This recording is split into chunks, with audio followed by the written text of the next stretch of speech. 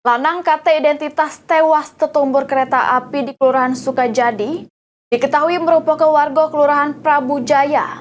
Sesudah pihak keluarga menjemput mayatnya di Rumah Sakit Umum Kota Prabu Mulih.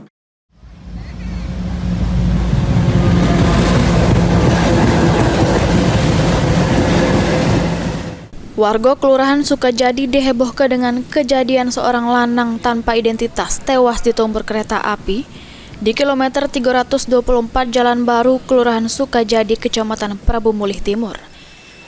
Jasad korban langsung dievakuasi oleh petugas kepolisian sesudah mendapat laporan dari petugas keamanan PT KAI.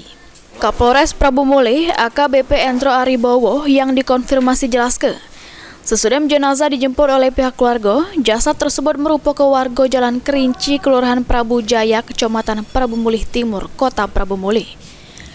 Berdasarkan keterangan pihak keluarga, korban mengalami depresi sesudah abahnya meninggal dunia. Kapolsek bahwa sudah seorang ibu yang mengaku sebagai ibunya dari korban, di mana korban bernama Indra Gunawan, ibunya namanya Bu Asna, itu sudah membawa bukti berupa kartu keluarga ke rumah sakit dan sementara sekarang sedang proses untuk penyerahan jenazah kepada keluarga. Untuk warga mana? Orang mana? Warganya adalah di Kelurahan Prabu Jaya, Jalan Kerinci. Tadi sudah pihak keluarganya sudah menuju ke rumah sakit dan sekarang dalam proses serah terima dengan pihak keluarga.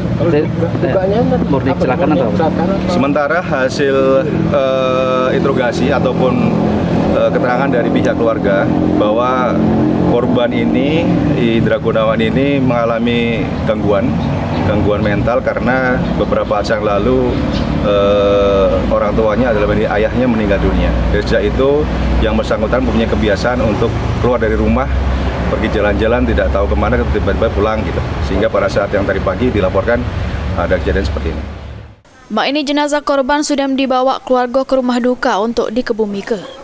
Anggi Perkasa, PAL TV.